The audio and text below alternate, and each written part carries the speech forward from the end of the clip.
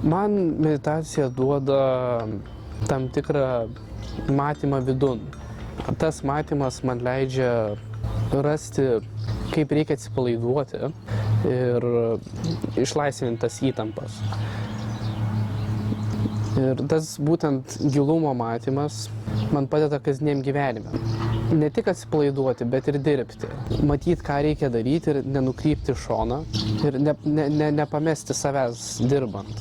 Aš gal net įvardinčiau kartais tai kaip įrankį, tiesiog, kad būtent jeigu aš pametu save, aš prisimenu, kad aš turiu galimybę centruoti ir tada matyti viską. Aš rekomenduočiau tikrai ir savo, ir kitiems meditaciją vien dėl to, kad tu matai viską daug giliau, negu nemedituodamas. Tavo matymas yra platesnis.